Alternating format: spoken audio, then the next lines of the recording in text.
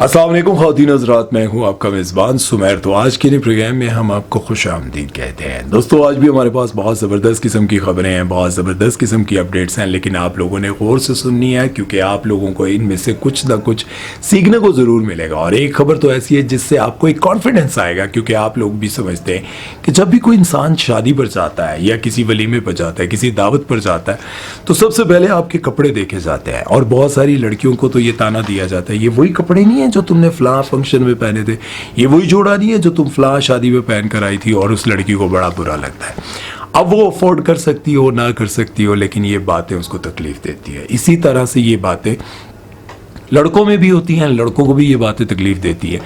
लेकिन सज्जल अली ने एक बड़ी ज़बरदस्त मिसाल जो है वो कायम की है, जिसे देखने के बाद लोगों को यूँ लगता है कि यार ये जो मैं आपको बता रहा हूँ ना, ये लड़कियों को स्पेशली सुननी चाहिए और लड़कों को भी सुननी चाहिए। सज्जल अली की 2019 में मंगनी हुई, फिर 2020 में अबू धाबी में इनकी शादी हुई। तब निकाह डिनर पर सज्जल अली ने मंगनी का ड्रेस दोबारा पहना। लोगों ने बड़ा इतराज़ किया और कहा कि सज्जल अली के पास इतना पैसा है, इतना रुपया है, सब कुछ है, लेकिन इन्होंने वही ड्रेस दोबारा क्यों पहना। अब जब लोगों ने बहुत ज़्यादा इतराज़ किया, आपको पता है लड़कियां बड़ी नोट करती हैं और इनके जितने फॉलोअर्स हैं वो ज़ाहिर है नीचे कमेंट्स फिर ऐसे लिखने लग गए, वही ड्रेस नहीं है, ये वही ड्रेस नहीं है, ये फलां ड्रेस नहीं है। अब इस पर सज्जल अली ने क्या कहा? सज्जल ने कहा कि अगर किसी जोड़े से आपको मोहब्बत हो, वो आपको पसंद हो, तो वो दोबारा पहनना चाहिए। आप ये बात मत सोचे कि कोई क्या कहेगा, आपको उसको पहन लेना चाहिए। अब जब उन्होंने ये बातें सारी सुनी, लेकिन उन्होंने इग्नोर की और कहा कि ये जोड़ा मुझे पसंद है, मैंने दोबारा पहन लिया, इसमें लोगों को कोई एतराज नहीं होना चाहिए। लेकिन बदकिस्मती से 2021 में उनकी डाइवोर्स हो गई और ये रिश्ता खत्म हो गया। अब वो कपड़ा दोबारा से, यानी कि वो जोड़ा दोबारा से किसी अलमारी में या किसी बक्से में जाकर रख दिया गया होगा। लेकिन अब ड्रामा सीरियल यानी कि 2025 में इनका एक ड्रामा आया है जिसका नाम है मैं मंटू नहीं हूं। इस ड्रामे में एक बार फिर से वही जोड़ा पहना गया। अब लोगों ने फिर उस जोड़े को नोटिस किया और फिर से उसी जोड़े के हवाले से बातें होने लग गई। अब लोगों का क्या कहना था? सबसे पहले तो आप देखेंगे इस ड्रामे में जो उनके ससुर का किरदार, और सॉरी जो बाप का किरदार अदा कर रहे हैं, वो इनके एक्स ससुर है, यानी कि आसिफ रजा मीर। अब जब लोगों ने इस तरह से दोबारा ये जोड़ा पहने हुए ड्रामे में देखा तो लोगों ने कहा कि लगता है कि आहद की याद बहुत इनको सता रही थी। अब इसका मैसेज देने का तरीका ये था कि वो जोड़ा ड्रामे में एक बार फिर से पहना जाए और अपने ससुर यानी कि पुराने एक्स ससुर को भी एहसास दिलाया जाए कि मुझे आहद की बड़ी याद आती है, आहद मुझे बड़ा याद आता है। लेकिन बात यहाँ पर यह है कि अगर कोई इंसान दोबारा जोड़ा पहन ले, मैं अगर आपको यकीन दिलाऊं, सच बताऊं तो यकीन जाने मैं बहुत बार एक ही तरह के कपड़े पहनकर वीडियोस बनाता हूं, बहुत सारी ऐसी चीज़ें करता हूं, मुझे कभी कोई फिक्र नहीं हुई। लेकिन बहुत सारे लोग नीचे लिखते हैं कि आप एक ही तरह की शर्ट्स, एक ही तरह के कपड़े, मुझे कोई परवाह नहीं, कोई फिक्र नहीं। लेकिन ये लोग नोटिस करते हैं, लोग नोट करते रहते हैं। जब आप किसी शादी पे जाते हैं, किसी से मिलने जाते हैं, किसी दावत पर जाते हैं, तो वहाँ पर लोग कह रहे होते हैं लड़कियों को भी। और मैंने सुना है बहुत सारे फैशन शोज़ में मैंने देखा है कि लोग बहुत ज़्यादा नोटिस करते हैं, ये वही वाला कपड़ा नहीं है, ये वही वाला ड्रेस नहीं है, ये फलां नहीं। आप इन चीज़ों से निकलें, आप इन चीज़ों से निकलेंगे तो आपको एक दिली सुकून में महसूस होगा। आप दोबारा पहन कर जाएं। आप यकीन करें, एक तो आपको पैसे बचेंगे आपके, दूसरा आपके अंदर एक सेल्फ कॉन्फिडेंस आएगा, यार मेरी चीज़ मेरी मर्जी, मैं दोबारा पहनूं, 4 बार पहनूं, 5 बार पहनूं, तुम कौन होते हो मुझसे पूछने वाले, तुम्हारी क्या जरूरत है। ये चीज़ें आपके अंदर एक खुद एतमादी पैदा करेगी, यकीन जाने। आप चाहे मर्द है, चाहे खूबसूरत लड़के हैं, लड़की हैं, औरत हैं, जो भी है, आप इन चीज़ों से निकलें और बार बार वो सूट पहन के जाएं। आप देखें जब आपसे कोई कहे तो आपकी मेरी मर्जी, सिंपल। आप किसी को बदतमीजी से जवाब ना दें, जवाब कि वही जोड़ा है, हाँ, तो कहेंगे तुमने नया क्यों नहीं बना, मेरी मर्जी, मेरे पैसे, मेरी मर्जी, मैं चाहूं ना चाहूं, पहनूं ना पहनूं, मेरी मर्जी, तुम्हें क्या तकलीफ है। ये बात आप अगर अपने दिमाग में बिठा लेंगे तो यकीन जाने आपको बड़ा फायदा होगा। चलते हैं नेक्स्ट खबर की तरफ और बात करते हैं समर जाफरी, जो कि ड्रामा सीरियल परविश में काम कर रहे हैं और इनके साथ अबुल हसन है, जिनकी दोस्ती को बहुत ज़्यादा पसंद किया जा रहा है, भाईचारे को बहुत पसंद किया जा रहा है। लेकिन ये जानकर आप हैरान होंगे कि समर जाफरी कहते हैं कि आज से कुछ अर्सा पहले अबुल हसन मुझे एक जगह पर मिले थे। मैं कहीं पर बैठा हुआ था और इन्होंने मुझे सलाम तक नहीं किया और मेरे पास से बुड़बुड़ाते हुए गुजर गए और मुझे बड़ा बदतमीज़ ये शख्स लगा। मुझे लगा कि ये शख्स बहुत ही बदतमीज़ है और इससे तो बात करना तो दूर, मैं तो दोबारा कभी इसको देखूंगा भी नहीं।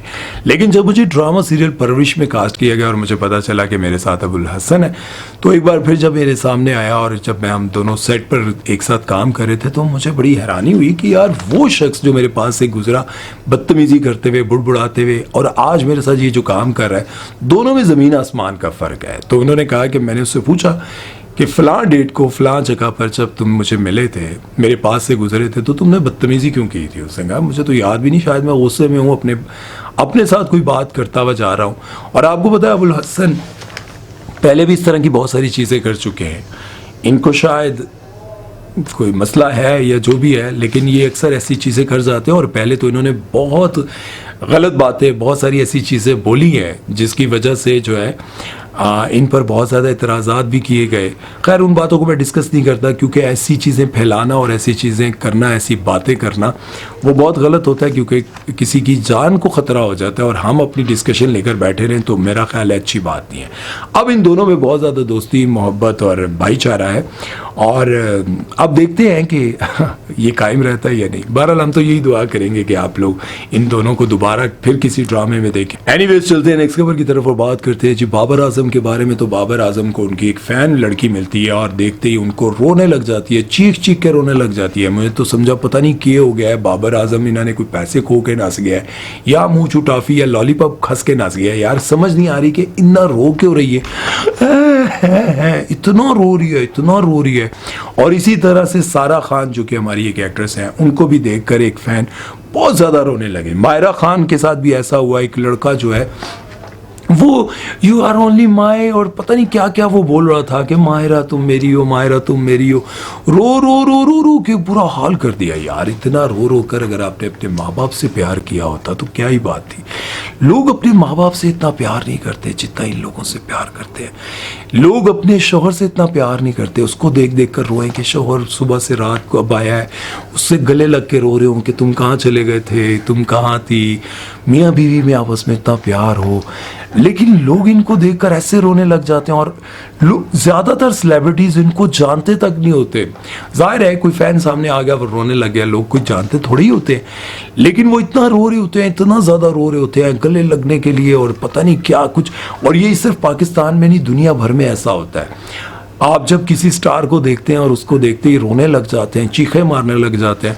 मैं वो मायरा खान वाला जब वीडियो देखा था ना, मायरा खान, वो मैं तो उस लड़के को देखकर हैरान हो रहा था कि यार इसको हो क्या गया है। क्या ये इतनी मोहब्बत अपनी माँ से भी करता होगा, अपने बाप से भी इतनी मोहब्बत करता होगा। और इस लड़की को देखें यार, इतना रो रही है, इतना रो रही है। मैं कहता अल्लाह तेनू हदायत दे यार, इतनी मोहब्बत आप अपने माँ बाप बहन भाइयों से करो यार। मतलब मैं ये नहीं कहता हूँ कि आप मतलब किसी के लिए भी यार ऐसा रोना मुझे नहीं अच्छा लगा। बहरहाल इस बारे में अब आप लोगों की क्या राय है मुझे कमेंट सेक्शन में ज़रूर बताइएगा। चलते हैं नेक्स्ट खबर की तरफ, वो बात करते हैं फ़िज़ा अली और जवाद अहमद के बारे में। कोई मज़ेदार खबर होगी ना। फ़िज़ा अली के बारे में जवाद अहमद ने कहा कि इसको मेरा एहसानमंद होना चाहिए, ये तो मेरा एहसान नहीं उतार सकती, ये तो मुझे सारी ज़िंदगी शुक्रिया अदा करती रहे तब भी मेरा एहसान नहीं चुका सकती। और उसकी वजह यह है, ड्रामा सीरियल मेहंदी मेरे गाने की वजह से हिट हुआ था और उसमें पहली बार फ़िज़ा अली मुझे मिली थी और बार बार मुझे ये कह रही थी कि मैं आपके गाने सुन सुन कर नाचती हूँ, मैं आपके गाने सुनकर बस नाचती रहती हूँ, आपके गाने मुझे बहुत पसंद हैं। और उस गाने की वजह से ड्रामा हिट हुआ था और ड्रामे की वजह से फ़िज़ा अली हिट हुई थी। और फ़िज़ा अली को तो मेरे लिए बस शुक्रिया के अलावा कोई अल्फाज होना नहीं चाहिए था। आपको पता है ये वजह क्या है? एक प्रोग्राम में, ईद के प्रोग्राम में फ़िज़ा अली से ये पूछा गया था कि जवाद अहमद अगर सिंगर ना होते तो क्या होते, तो उन्होंने कहा कि जवाद अहमद अगर सिंगर ना होते तो धोबी होते। जवाद अहमद को बड़ा गुस्सा आया था। जवाद अहमद ने, असल में वो लड़ाई ये थी कि इमरान खान और जवाद अहमद, इन दोनों की लड़ाई क्या है। जवाद अहमद कहते हैं कि मैं पाकिस्तान की आखिरी उम्मीद हूँ, मेरे बाद कोई ऐसा बंदा नहीं आने वाला जो इस मुल्क को बचा सकता है। क्योंकि जवाद अहमद ये कहते हैं कि मैं पॉपुलर भी हूँ, मैं सिंगर भी हूँ, मैं आर्टिस्ट भी हूँ, मैं पढ़ा लिखा भी हूँ, और वो अपने बारे में बहुत कुछ कहते हैं और कहते हैं कि इमरान खान जो है वो इस काबिल नहीं है कि वो मेरे सामने खड़े हो सकें। इमरान खान के बारे में वो बहुत सारी बातें कर रहे थे जिसकी वजह से फ़िज़ा अली ने उनको धोया था। अब आप सभी जानते हैं कि जवाद अहमद और इमरान खान का कोई मुकाबला नहीं है। इमरान खान का तो लेवल ही अलग है, वो स्टार भी हैं, पढ़े लिखे भी हैं, क्या कुछ हैं वो सभी जानते हैं। लेकिन जवाद अहमद अपनी तरफ से मुकाबला करना चाहते हैं इमरान खान के साथ। अब इरशाद भट्टी ने उसी प्रोग्राम में जवाद अहमद को सही लताड़ा था। उन्होंने कहा था कि एक बंदा इमरान खान के बारे में वो बंदा बात कर रहा है जिसको पूरे इंतखाबात में 2400 वोट भी किसी ने नहीं डाला, पूरी पार्टी को 2400 वोट नहीं डाले, और इमरान खान वो वाहिद लीडर था जो 6 जगहों से, मतलब पाकिस्तान में 6 जगहों से खड़ा हुआ और 6 जगहों से वो जीत गया। मतलब एक बंदा 6 सीटों पर लड़ा, 6 सीटों पर वो जीत गया। और जवाद अहमद जो है उनकी पूरी पार्टी को पूरे पाकिस्तान में 2000 वोट ही पड़े और वो इमरान खान के खिलाफ बात कर रहे थे। ये असल लड़ाई थी। बहरहाल आप लोग इस बारे में क्या कहते हैं, अपनी राय ज़रूर दीजिएगा। क्या फ़िज़ा अली वाकई उनका शुक्रिया अदा करें और हर वक्त उनको कहती रहें आपका बहुत शुक्रिया, आपका बहुत शुक्रिया, आपका बहुत शुक्रिया। इस बारे में आप लोगों ने अपनी राय ज़रूर देनी है। चलते हैं नेक्स्ट खबर की तरफ, वो बात करते हैं जी रजब भट्ट के बारे में और उनकी प्यारी सी वाइफ के बारे में। जैसा कि आप सभी को पता है कि बहुत ज़्यादा इतराज़ किया जाता था, family vlogging, family vlogging, family vlogging. अब लोग जब इतराज़ करते हैं तो लोग कहते हैं कि आप अपनी वाइफ को बीच में लाते हैं तो उनको डिसरिस्पेक्ट करते हैं, उनको इग्नोर करते हैं। अभी पिछले दिनों एक बहुत ज़्यादा कंट्रोवर्सी बनी थी जब वो एक उनकी बहन दावत पर आई हुई थी और बाहर ये खाना खाने जा रहे थे, तो टोटली जो रजब भट्ट हैं वो अपनी बहन से पूछ रहे थे ये मज़े का है, ये चेक करो, ये चेक करो। तो जो उनकी वाइफ है उनको वो इग्नोर कर रहे थे, तो लोगों को लगा कि यार ये बड़ा गलत हुआ, बहुत ज़्यादा हाईलाइट किया गया। तो रजब भट्ट ने कहा कि अब दोबारा कभी भी मेरी वाइफ नहीं आएंगी।